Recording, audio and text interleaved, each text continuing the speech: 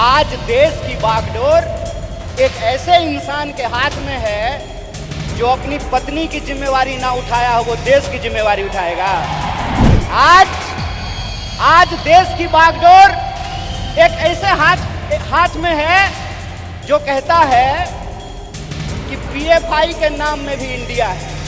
मतलब कुत्ता को भी 4 पैर होता है, गधा को भी 4 पैर होता है, इसलिए सारे गधे कुत्ते हैं। जो रीजनिंग इस देश के प्रधानमंत्री ने लगाया है, तो मैं ये कह सकता हूं ना कि प्रधानमंत्री जी को भी 2 आंख है और गधा को भी 2 आंख होता है। इस मुल्क में 2 तरह के लोग हैं।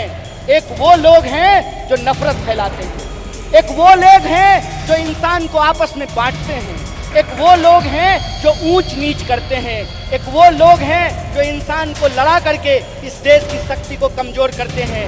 एक हम वो लोग हैं जो नफरत के खिलाफ हमको मोहब्बत की आवाज को बुलंद करना पड़ेगा।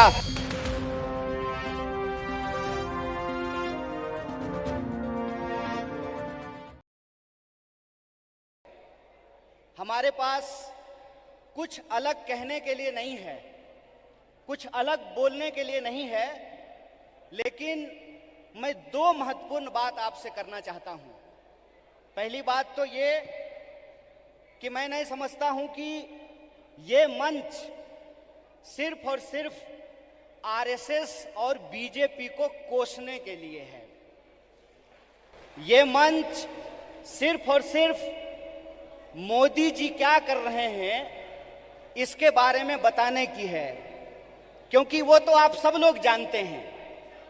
वो आप सब लोग इसलिए जानते हैं कि इस विपरीत परिस्थिति में भी वह पथ क्या, पथिक कुशलता क्या, जिस पथ में बिखरे सूल न हो, नाविक की धैर्य परीक्षा क्या, जब धाराएं प्रतिकूल न हो। इस दौर में भी कोई इंसान अगर भारतीय राष्ट्रीय कांग्रेस का झंडा उठाए हुए है, इस दौर में भी कोई नौजवान अगर यूथ कांग्रेस का झंडा उठाए हुए है, इस दौर में भी अगर कोई विद्यार्थी एनएसयूआई का झंडा उठाए हुए है, इसका मतलब वो सत्ता के लिए नहीं, सत्य के लिए संघर्ष कर रहा है। इस बात को हमको याद रखना चाहिए।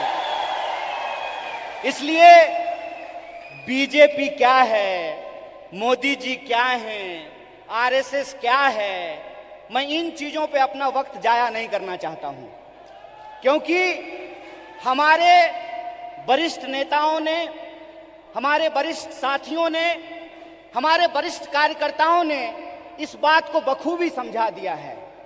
वो क्या कर रहे हैं ये हम जानते हैं। हमको ये समझना होगा कि हमको क्या करना है। आज जब हम इस कार्यक्रम में शामिल हो रहे हैं, जिस कार्यक्रम का नाम है बेहतर भारत की बुनियाद, तो हमारा फोकस इस बात पे होना चाहिए कि यूथ कांग्रेस का कार्यकर्ता होने के नाते, भारतीय राष्ट्रीय कांग्रेस का कार्यकर्ता होने के नाते, एनएसयूआई का कार्यकर्ता होने के नाते, सेवा दल का कार्यकर्ता होने के नाते, महिला कांग्रेस का कार्यकर्ता होने के नाते, इंटक का कांग्रेस कार्यकर्ता होने के नाते, किसान सभा का कार्यकर्ता होने के नाते हम इस देश की बुनियाद के लिए क्या करना चाहते हैं। इसीलिए आपको अपनी जिम्मेवारी समझनी पड़ेगी। कितना गंभीर दायित्व आपके कंधे पे है, इस बात को आपको समझना पड़ेगा। आज देश की बागडोर पंडित जवाहरलाल नेहरू के हाथ में नहीं है कि जिन्होंने किताब लिखी थी डिस्कवरी ऑफ इंडिया। आज देश की बागडोर डॉक्टर बाबा साहब भीमराव अंबेडकर के हाथ में नहीं है, जो विदेश पढ़ करके आए थे और इस देश की ड्राफ्टिंग कमेटी में कॉन्स्टिट्यूशन को लिखने का काम किया, बनाने का काम किया। आज देश की बागडोर 23 साल की उम्र में हंसते हंसते फांसी के फंदे पे झूल जाने वाले शहीद आजम भगत सिंह के हाथ में नहीं है। आज देश की बागडोर एक ऐसे इंसान के हाथ में है जो अपनी पत्नी की जिम्मेवारी ना उठाया हो, वो देश की जिम्मेवारी उठाएगा। बताइए, आज देश की बागडोर एक ऐसे हाथ में है जो कहता है कि पीएफआई के नाम में भी इंडिया है। मतलब मतलब कुत्ता को भी 4 पैर होता है, गधा को भी 4 पैर होता है, इसलिए सारे गधे कुत्ते हैं। अगर ये रीजनिंग मैं लगाऊं, जो रीजनिंग इस देश के प्रधानमंत्री ने लगाया है, तो मैं ये कह सकता हूं ना कि प्रधानमंत्री जी को भी 2 आंख है और गधा को भी 2 आंख होता है। बोलिए, मैं ये बात क्यों कह रहा हूं? मेरा कोई मकसद नहीं है कि मैं भाजपा, मोदी और आरएसएस की चर्चा करूं। मैं सिर्फ आपको बता रहा हूं कि कितनी गंभीर परिस्थिति में आज हम खड़े हैं। इतनी गंभीर परिस्थिति में खड़े हैं कि संस्थाओं को तो छोड़ दीजिए, व्यक्तियों को भी बोलने का अधिकार नहीं है। इसीलिए जब आज आप यूथ कांग्रेस का झंडा अपने हाथ में उठाए हुए हैं, जब आप कहते हैं यूथ कांग्रेस जिंदाबाद, इसका क्या मतलब है? इसका मतलब यह है कि जिस देश की 55% आबादी नौजवान हो, जिस देश में दुनिया का हर 5वां युवक भारतीय हो, जिस देश में 45 साल में सबसे ज्यादा बेरोजगारी हो, और जिस देश में जिस दिन कारगिल विजय दिवस मनाया जा रहा था, उससे ठीक कुछ दिन पहले कारगिल में लड़ने वाले शहीदों के परिवार के साथ कैसी नग्नता की गई है, ये वीडियो आप लोगों ने देखा है। इसीलिए आप अपनी जिम्मेवारी को समझिए। आप इस गंभीर समय में जो आपकी भूमिका है उसको आपको समझने पड़ेगी। और मेरा मानना बिल्कुल साफ है, जैसे बिना विचार की कोई राजनीति नहीं होती है, उसी तरह से बिना नौजवान के, बिना विद्यार्थी के कोई पार्टी सत्ता में नहीं आ सकती है। इस बात को याद रखिएगा। अगर आप चाहते हैं कि इस देश में सत्य का शासन हो और सत्ता पे बैठे हुए लोगों का जो अहंकार है, उस अहंकार को चकनाचूर किया जाए, जिस लोकतंत्र की बुनियाद पर, जिस जमहूरियत के दम पर आज उनको कुर्सी पे बिठाई गई है, अगर आप उनको नीचे उतारना चाहते हैं तो इस बात को आपको समझना पड़ेगा कि इस देश के नौजवानों और विद्यार्थियों को सबसे बड़ी भूमिका निभानी पड़ेगी। अगर भारतीय राष्ट्रीय कांग्रेस शरीर है तो एनएसवाई और यूथ कांग्रेस को दोनों हाथ बनना पड़ेगा। यह बात हम लोगों को समझना होगा। जब तक इस देश का फर्स्ट टाइम वोटर, जिसके मैसेज में, जिसके स्नैपचैट पे, जिसके इंस्टाग्राम में, जिसके व्हाट्सएप पे झूठ परोस करके, मिस इन्फॉर्मेशन परोस करके उनको गुमराह किया गया है, जब तक उनके सामने हम सच्चाई लेकर के नहीं जाएंगे, जब तक हम घर घर नहीं पहुंचेंगे, जब तक हम स्कूल स्कूल नहीं पहुंचेंगे, विश्वविद्यालय विश्वविद्यालय नहीं पहुंचेंगे, तब तक इस सत्ता पे बैठे हुए लोगों को हम सत्ता से बाहर नहीं कर सकते हैं और लोकतंत्र को बचा नहीं सकते हैं। जो सवाल है यहां पर कि भारत का बुनियाद क्या है? भारत का बुनियाद है इंडिया। यह बात हम लोगों को समझना पड़ेगा। भारत का बुनियाद है इंडिया, और वो जो इंडिया है, वो इंडिया एक सोच है, और वो सोच को हमको एक एक कार्यकर्ता को अपने व्यवहार में लेकर के आना पड़ेगा। अगर हम महात्मा गांधी का उदाहरण आपके सामने रखें तो किस तरह का एग्जाम्पल हमको देखने का मिलता है। गांधी जी ऐसे नहीं थे कि बुनियाद भारत के कार्यक्रम में आए हैं, कर्नाटक में सरकार भी है तो थोड़ा फोटो वोटो खिंचा करके चल देंगे, ऐसे नहीं होगा। ये मैं आपकी आलोचना नहीं कर रहा हूं, ये मैं अपनी आलोचना कर रहा हूं। गांधीवादी तरीका यह है कि चंपारण में जब किसान लड़ रहे थे तो गांधी जी शहर छोड़ करके चंपारण चले गए, वहीं आश्रम बना दिया, महीनों तक लड़ते रहे और अंग्रेजों को धूल चटा दिया। ये गांधीवादी तरीका है। 100 समस्याएं होंगी, 100 समस्याएं होंगी, 1000 समस्याएं होंगी। बतौर फ्रंटल ऑर्गेनाइजेशन मैं बार बार कह रहा हूं, भारतीय राष्ट्रीय कांग्रेस तभी मजबूत हो सकता है जब यूथ कांग्रेस और एनएसवाई मजबूत होगा। इस बात का संकल्प हमको लेना पड़ेगा। और वो मजबूती कैसे होगी? वो मजबूती ऐसे होगी, गांधीवादी तरीके से होगी कि हम एक समस्या को उठाएंगे, लगातार आंदोलन करेंगे और जब तक सरकार और प्रशासन को झुका ना दें, अपने आंदोलन को वापस नहीं लेंगे। ये तरीका हमको अपनाना पड़ेगा। और एक बात याद रखिएगा, जब आप आंदोलन जीतते हैं, जब आप संघर्ष को जीतते हैं, तो टिकट का सवाल अपने आप सॉल्व हो जाता है। यह बात मैं इसलिए कह रहा हूं कि शायद लोगों को इस देश के इतिहास को दोबारा जाकर के देखने की जरूरत है। क्यों? क्योंकि हम उस पार्टी से हैं जिस पार्टी ने इस देश को आजादी दिलाई है।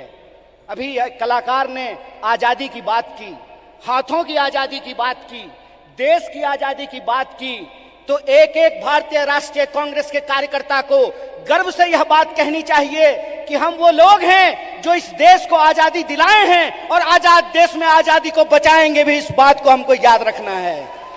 और अगर हमने इसका संकल्प लिया है तो मैं एक उदाहरण आप लोगों को देना चाहता हूं, खास करके जो हमारी महिलाएं यहां पे बैठी हुई हैं। जब कांग्रेस पार्टी हार गई थी श्रीमती गांधी के नेतृत्व में, तो उस वक्त लोगों ने कहा था कि कांग्रेस समाप्त हो गया है। उसके बाद श्रीमती गांधी बिहार गई थी, जहां से मैं आता हूं। वहां पे एक नरसंहार हुआ था और श्रीमती गांधी हाथी पे बैठ करके गई थी शोषितों से मिलने के लिए, उन नरसंहार के जो पीड़ित थे उन परिवारों से मिलने के लिए। और उनके साथ हाथी पे बैठी हुई एक महिला थी, जिस महिला का नाम प्रतिभा देवी सिंह पाटिल है, जो इस देश की पहली महिला राष्ट्रपति बनी थी। इसीलिए हम कहते हैं, गीता में भी लिखा हुआ है कि कर्म करो, फल की चिंता मत करो। आज आप यूथ कांग्रेस के कार्यकर्ता हैं, एनएसयूआई के कार्यकर्ता हैं, आपको कर्म करने की जरूरत है। और हमारा कर्म क्या है? हमारा कर्म है अपने विचार पर चलना। और हमारा विचार क्या है? हमारा विचार है इस देश का संविधान, संविधान की प्रस्तावना। और प्रस्तावना कहता है, हम भारत के लोग भारत को प्रभुत्व संपन्न, समाजवादी, धर्मनिरपेक्ष और लोकतांत्रिक गणराज्य बना करके रखना चाहते हैं। इसीलिए जब ये विचारधारा हमारे पास है, इस देश को आजादी दिलाने का इतिहास हमारे पास है, और आज के वक्त में हमको गर्व से यह बात कहना चाहिए कि हम मल्लिकार्जुन खड़गे के सिपाही हैं। हमको गर्व से यह बात कहना चाहिए कि हम राहुल गांधी के सिपाही हैं, क्योंकि राहुल गांधी ने कहा है, डरो मत। और उनको डरने की जरूरत नहीं है जो किसी के खिलाफ गलत नहीं किए हैं। उनको डरने की जरूरत नहीं है जो झूठ बोलते हैं। जो झूठ बोलते हैं वो डरें, जो सत्य पर चलते हैं उनको डरने की जरूरत नहीं है। एक निडर सिपाही की तरह, जिस तरह से माननीय राहुल गांधी जी विपक्ष की मुखर आवाज बने हैं, उस आवाज को हमको घर घर पहुंचाना होगा। और इस देश की जो बुनियाद है, भारत की जो बुनियाद है, वो इस देश की संविधान की प्रस्तावना में लिखा हुआ है। उस प्रस्तावना को हमको घर घर लेकर के जाना पड़ेगा। कई बार कार्यकर्ता आकर के हमसे सवाल पूछते हैं कि हमको वैचारिक कार्यकर्ता नहीं मिल रहा है। साहब, गांधीवादी एक तरीका है कि सत्य को किसी गवाही की जरूरत नहीं होती है। और गांधीवादी तरीका यह होता है कि आपको बोलने की जरूरत नहीं है, एक्शन ही आपका कम्युनिकेशन होना चाहिए। आपके एक्शन में वो सारी बातें दिखनी चाहिए। एक बात कहिए कि मैं बहुत महंगा शर्ट पहन करके, मोटा मोटा सोना का सिकड़ी पहन करके, 5 करोड़ का गाड़ी लेकर के आपके पास आऊं और मंच पे खड़ा होकर के गरीबी पे भाषण दूं, आप हम पे भरोसा कीजिएगा? एक्शन ही कम्युनिकेशन होता है। हमको अपने एक्शन को अपना कम्युनिकेशन बनाना पड़ेगा। और हमारा कम्युनिकेशन बिल्कुल साफ है।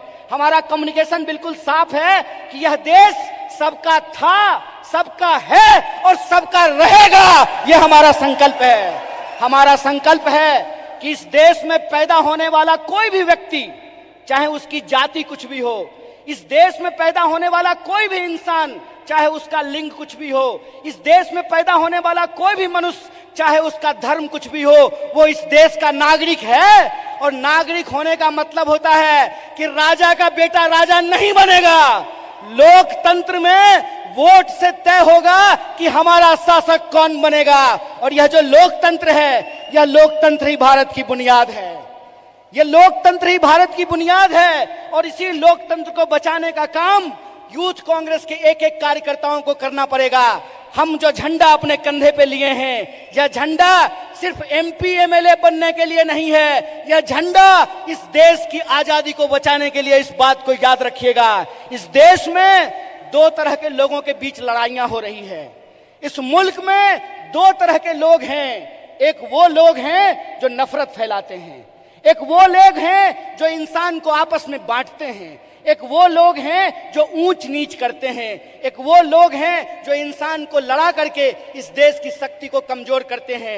एक हम वो लोग हैं जो नफरत के खिलाफ हमको मोहब्बत की आवाज को बुलंद करना पड़ेगा। और आखिरी बात अपनी बोल करके खत्म करूंगा। जब साहब गा रहे थे तो इनकलाब की बात कर रहे थे, लेकिन हमारे कुछ कार्यकर्ता उसको मोहब्बत की तरह ले रहे थे।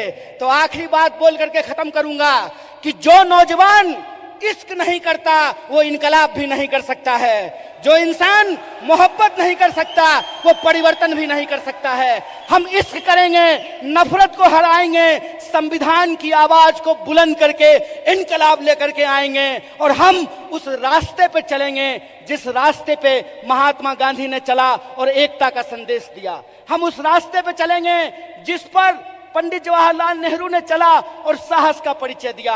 हम उस रास्ते पर चलेंगे जिस पर डॉक्टर बाबा साहब भीमराव अंबेडकर चले और समानता का बात किया। हम भगत सिंह के वासी हैं, हम भगत सिंह के वासिंदे हैं, हम भगत सिंह के वारिस हैं। हमको भगत सिंह के सपनों का देश बनाना है, गांधी के रास्ते पे चलना है और अंबेडकर के विचारों को आगे लेकर के जाना है। इसी आशा और विश्वास के साथ कि भारत की बुनियाद इंडिया में है और इंडिया की जो शक्ति है उसको हमको जोड़ना है। एक आखिरी नारा बोल करके अपनी बात को खत्म करूंगा। मैं विद्यार्थियों के कार्यक्रम में कहता हूं, जुड़ेगा विद्यार्थी, जुड़ेगा विद्यार्थी, जुड़ेगा विद्यार्थी, उसी तरह से जुड़ेगा नौजवान, जुड़ेगा नौजवान, जुड़ेगा नौजवान, जीतेगा इंडिया। इसी आशा और विश्वास के साथ एक बार फिर से यूथ कांग्रेस की पूरी टीम को एनएसयूआई की तरफ से बधाई देते हुए अपनी बात को खत्म करूंगा। शुक्रिया। इनकलाब जिंदाबाद। जय हिंद, जय भारत, जय कांग्रेस।